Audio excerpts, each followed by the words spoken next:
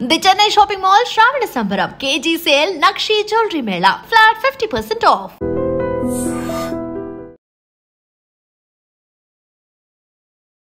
Hi hello నమస్తే welcome to I dream legal talk with me Shravya. రోజు రకరకాల న్యూస్లు వింటూ ఉన్నాం. భార్య ఏమో భర్తను చంపుతుందని, తమ్ముడేమో చెల్లిని చంపారని చెప్పి, కన్న తండ్రే కూతుర్ని చంపారని చెప్పి, ఇలా రకరకాల న్యూస్లు వింటుంటే అసలు ఎక్కడ మనకి సేఫ్టీ ఉంది అర్థం కావట్లేదు. లీగల్ టాక్లో మనతో మాట్లాడడానికి ఉన్నారు అడ్వకేట్ లక్ష్మి కట్ట గారు. నమస్తే మ్యామ్. నమస్తే. సో రోజుకొక న్యూస్ వింటూ ఉన్నాము. ఏంటి అసలు ఈ దారుణాలు ఏంటి? అసలు ఇంట్లోనే సేఫ్టీ లేకుండా పోతుంది. తల్లేమో బస్ స్టాండ్లో వదిలేసి వెళ్ళిపోయింది. ఈరోజు కూడా ఒక ఉత్తరప్రదేశ్లో ఒక అమ్మాయి వాళ్ళ బాయ్ ఫ్రెండ్ కోసము హస్బెండ్ని చంపేసింది. అది కిచిడి పెట్టి కిచిడిలో పాయిజన్ కలిపింది. సో అదొకటి. రోజుకొక న్యూస్ బయటకు వస్తూ ఉంది. అంతకుముందు వచ్చేసి మనకి తమ్ముడేమో అక్కని చంపేశారు, వాళ్ళ తండ్రే మళ్ళీ పోలీసులకి పట్టించారు. అంతకుముందు ఒక తండ్రి మళ్ళీ వాళ్ళ కూతురిని చంపేశారు.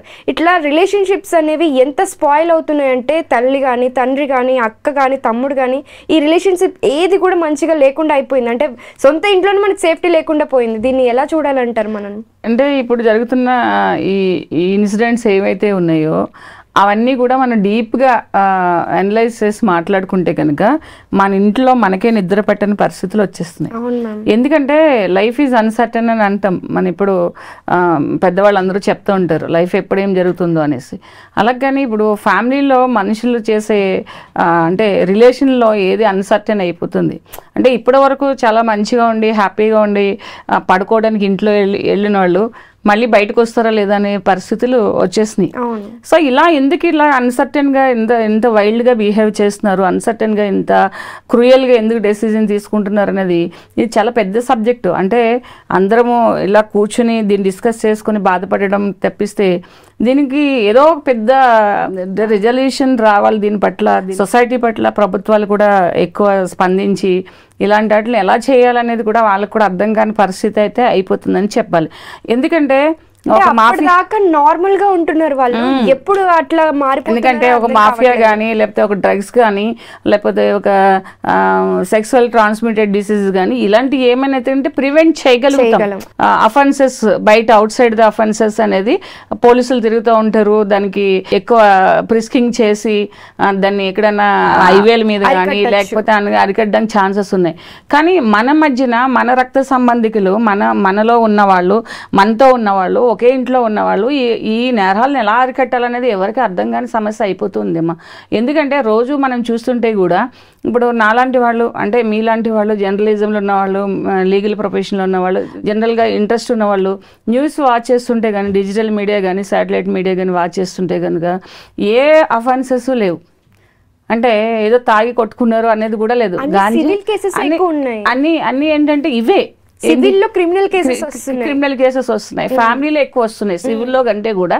ఇప్పుడు 100 హత్యలు జరుగుతుంటే కనుక అందులో ఒక 10 సివిల్ కేసెస్ సంబంధించినవి అయితే 90 కేసెస్ అనేది ఇల్లీగల్ అఫైర్స్ కానీ ఫ్యామిలీలో చిన్న విషయాలకి కొట్లాడుకొని సడన్గా రివోల్ట్ అయిపోయి వాళ్ళు ప్రొవోక్ చేసుకుని ఒక వైల్డ్ క్యారెక్టర్లోకి వెళ్ళిపోయి అదేదో సినిమాలో లాగానే అయిపోతుంది.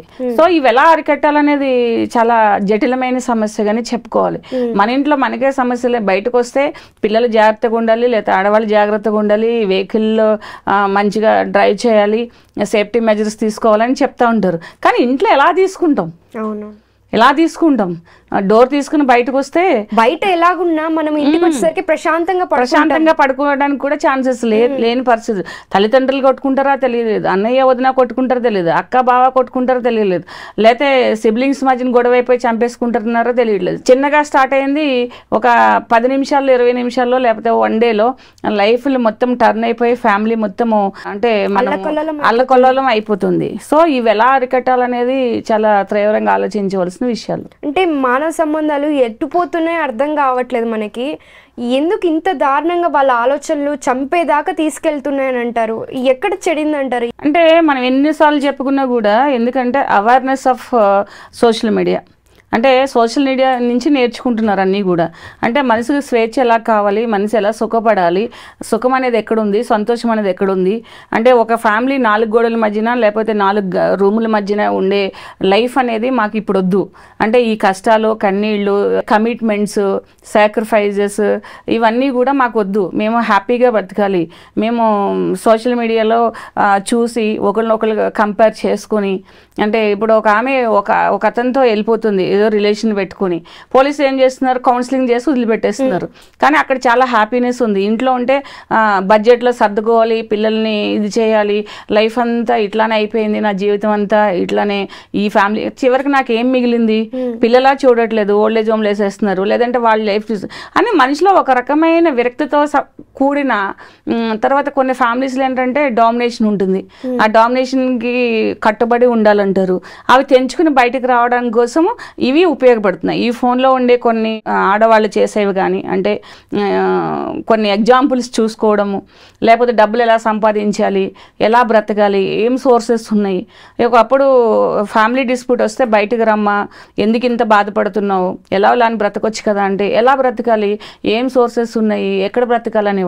ఇప్పుడు ఏం చేస్తున్నారు, పచ్చళ్ళు పెట్టుకునైనా బ్రతకొచ్చు, లేకపోతే యూట్యూబ్లో ఏదైనా వంటలు చేసుకునైనా బ్రతకొచ్చు. అంటే సోర్స్ ఆఫ్ లివింగ్ స్టైల్ అనేది, లివింగ్ స్టైల్, ఇన్కమ్ అనేది ఉంటుంది. కాబట్టి ఇవన్నీ తెలుసుకోవడం వల్ల, ఎక్కువ తెలుసుకోవడం వల్ల ఏమవుతుందంటే లైఫ్ అనేది చాలా డివేట్ అయిపోతూ ఉంది. అంటే ఇదే ఇంట్లో ఉండి అంట్లు కడగాలి, బట్టలు ఇది చేయాలి, తుడవాలి, నైట్ వచ్చినప్పటికి నువ్వేం చేసావు అంటారు, ఈ కూర బాగాలేదంటారు, తర్వాత నువ్వు అక్కడికి వెళ్ళదు, ఇక్కడ ఈ బౌండరీస్ అన్ని మధ్యన బతికి చివరికి ఏం మనం సంపాదించుకుంటున్నాం. అక్కడి నుంచి స్టార్ట్ అయితే ఒకరిని చంపేసే వరకు వస్తుంది. అంటే లైఫ్లో ఉండే డిస్సాటిస్ఫాక్షన్. ఒకప్పుడు అదేంటంటే మనకు సాటిస్ఫాక్షన్, నేను పెళ్లి చేసుకున్నాను, కోడలుగా మంచి పేరు తెచ్చుకున్నాను, భార్యగా మంచి పేరు తెచ్చుకున్నాను, అమ్మగా మంచి పేరు తెచ్చుకున్నాను, నేను అందరినీ సెటిల్ చేశాను, నా డ్యూటీస్ నేను ఫుల్ఫిల్ చేశానని ఎవరు. ఇప్పుడేమనిపిస్తుంది, ఈ డ్యూటీస్ అన్ని ఫుల్ఫిల్ చేయడం వల్ల ఫైనల్గా నాకు ఏం మిగులుతుంది, సెల్ఫిష్నెస్ వచ్చేసింది. అది ఎందుకని అంటే ఇది ఈ ఫోన్లో చూసేది. ఎందుకనంటే అప్పుడు అదే ప్రపంచం అనుకునే వాళ్ళు అందరూ, ఇలా చేయడం ఇదే లైఫ్, ఇలాగే ఉంది, తరతరాల నుంచి ఇలాగే నడుస్తుంది, హ్యూమన్ బీయింగ్ అనేది ఇలాగే నడుస్తుంది సొసైటీలో. ఇదే ఒక ఏంటంటే పెరుగుదలకి, ముందుకెళ్ళడానికి. అంటే శిక్షలకు కూడా వాళ్ళు చట్టాలకు కానీ శిక్షలకు కానీ జైలుకి వెళ్తాం కానీ ఇది తప్పు అని కానీ వాళ్ళకి ఆలోచన. ఇది కరెక్టే, ఇది నేర్చుకుంటున్నారు, చూస్తున్నారు. ఇప్పుడు రీసెంట్ గా ఇప్పుడు 15 months బాబుని వదిలిపెట్టి వెళ్ళిపోయిన మదరే ఉంది, చూద్దాం. దాంట్లో ఇప్పుడు మనం అంతా చెడు చూస్తున్నాం. అంటే ఒక తల్లి పిల్లోని ఎలా వదిలిపెట్టి వెళ్ళిపోతుంది, ఎంత క్రూరమైంది, ఎంత ఫర్వర్టెడ్ ఉంది ఆమె, అంటే ఒక ఫిజికల్ రిలేషన్షిప్ కి ఎంత ఇంపార్టెన్స్ ఇచ్చింది. రేపు ఆ అబ్బాయి కూడా వదిలేసి వెళ్ళిపోతే నా పరిస్థితి ఏంటని కూడా ఆలోచించలేదు అని నన్ను ఆలోచిస్తున్నాం. కానీ ఇలాంటివి చేసే వాళ్ళు ఏం ఆలోచిస్తారంటే వాళ్ళని పిలిచారు, కౌన్సిలింగ్ చేశారు, వదిలేశారు. అంటే వాళ్ళ మానానికి వాళ్ళు హ్యాపీగా బ్రతుకుతారు. అంటే ఈ బాబుని వచ్చేసేసి వాళ్ళ ఫాదర్కి చెప్పేశారు, ఏముంది ఇంతే కదా అన్నట్టుంది. అంటే ఈమె వెళ్ళిన తర్వాత అతను ఉంచుకుంటాడా, వదిలేస్తాడా, కొడతాడా, అతనే తిరిగి ఈమెను చంపేస్తాడా, లేకపోతే ఒక 1 week 10 days అయిన తర్వాత నువ్వే మాడదా, నువ్వు కన్న కొడుకునే వదిలిపెట్టి వచ్చేసావు, నువ్వు ఇదా అనేసేసి సతాయిస్తాడు. ఇవన్నీ వాళ్ళు చూడరు. అంటే ఇది నేరం కాదు. అంటే ఏది చేసేసినా పోలీసులు పిలిచి కౌన్సిలింగ్, అంటే భయం లేదు. ఇప్పుడు చట్టం అంటే మెయిన్ ఏంటంటే, చట్టం అంటే ఎప్పుడైతే భయం ఉందో అప్పుడు కొన్ని చేయకుండా ఉంటారు. ఇప్పుడు ఒంటరిగా ట్రావెల్ చేస్తే ఈ ప్రాబ్లమ్స్ ఉంటాయంటే ఒంటరిగా వెళ్ళడానికి భయపడతారు. అర్ధరాత్రి బయట తిరిగితే ఇలాంటి ప్రాబ్లం, అవి లేనన్నప్పుడు ఇంక భయం ఏముంది. ఆ భయం అనేది పోయినప్పుడు ఏదైనా ప్రాబ్లం వచ్చినా కూడా దే హ్యావ్ టు ఫేస్ అంటే అని మేము అని అనుకుంటున్నారు. సో ఇప్పుడు ఈ ఇన్సిడెంటే ఉంటే గనక అది పాజిటివ్గా అనిపిస్తుంది వాళ్ళకి. ఎలా పాజిటివ్గా అనిపిస్తుంది అంటే పిలిచి కౌన్సిలింగ్ చేసేస్తారు అంతే. ఇప్పుడు వదిలిపెట్టి వెళ్ళిపోయినా, ఫ్యామిలీని వదిలిపెట్టి వెళ్ళిపోయినా, పిల్లల్ని వదిలిపెట్టి వెళ్ళిపోయినా, రోడ్డు మీద వదిలేసినా, లేకపోతే ఏం చేసినా కౌన్సిలింగ్ చేస్తారు. నెక్స్ట్ వచ్చే కాన్సిక్వెన్సెస్ అనేది వాళ్ళకి తెలియదు. సో అలాంటివి పాజిటివ్గా తీసుకోవడం వల్ల ఎక్కువ అడ్వాంటేజ్ అవుతుంది. సో దానికి ఏమైనా సరైన శిక్షలు ఉంటే కనుక అది దానికి ఇప్పుడు చట్టం సుప్రీంకోర్టు ఇచ్చిన కొన్ని గైడ్లైన్స్, కొన్ని సెక్షన్స్ అమెండెడ్ చేయడం వల్ల ఏమవుతుందంటే లిటరల్లీ చెప్పాలంటే ఈ భయాలన్నీ పోయి ఈ హత్యలు కూడా అదే కారణమవుతుంది. Okay ma'am, thank you so much ma'am.